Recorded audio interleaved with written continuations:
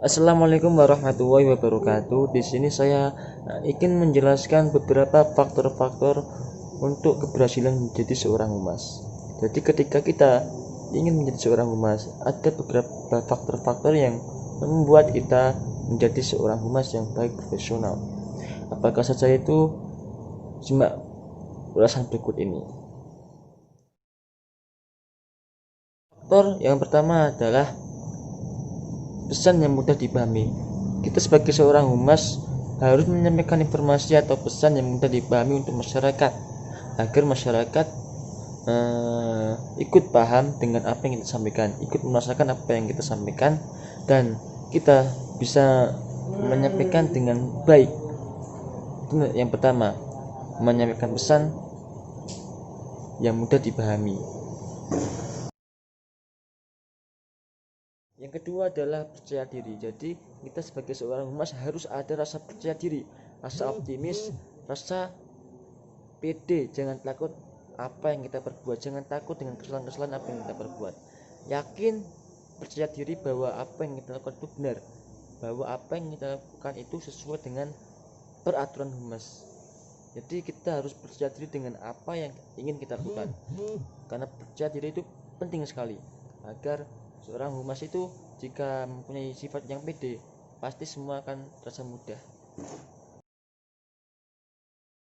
Ketiga adalah penggunaan bahasa yang sama.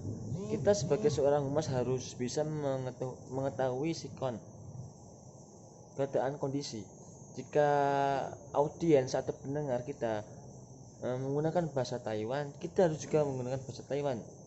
Jika menggunakan bahasa Indonesia, kita harus juga menggunakan bahasa Indonesia, karena itu untuk mempermudah untuk cara kita menyampaikan pesan, menyampaikan informasi. Ketika kita menggunakan bahasa Indonesia tetapi pendengar menggunakan bahasa Taiwan, tidak ada koneksi yang sesuai, jadi tidak berjalan dengan baik. Kita harus bisa mengetahui kondisi menggunakan bahasa yang sama. Jika audiens dengan Indonesia, kita harus dengan Indonesia. Dengan Inggris, kita harus juga bisa dengan Inggris, akan terjalin mudahnya komunikasi atau hubungan interaksinya. Yang keempat adalah persepsi yang positif atau pandangan yang positif. Kita sebagai seorang humas harus bisa menyisipkan atau meyakinkan bahwa kita harus selalu berpandangan positif. Kita harus mempunyai persepsi yang positif terhadap audiens atau para pendengar. Ketika semisal pendengar mempunyai pandangan yang buruk, kita harus bisa tetap berpandangan positif, karena itu salah satu faktor untuk lancarnya kita sebagai seorang humas atau komunikasi. Selanjutnya adalah tingkat kedekatan komunikator dan komunikan.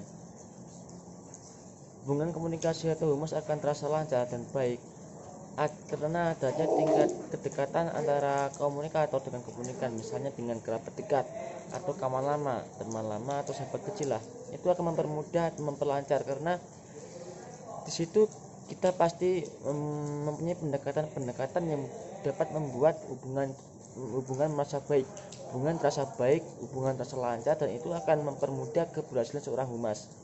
Karena adanya kedekatan dengan komunikan, dengan adanya teknik-teknik yang harus kita lakukan. Yang terakhir adalah tidak ada gangguan dalam komunikasi. Jadi di dalam saat membangun komunikasi tidak ada gangguan yang menghalangi kita, misalnya gangguan media.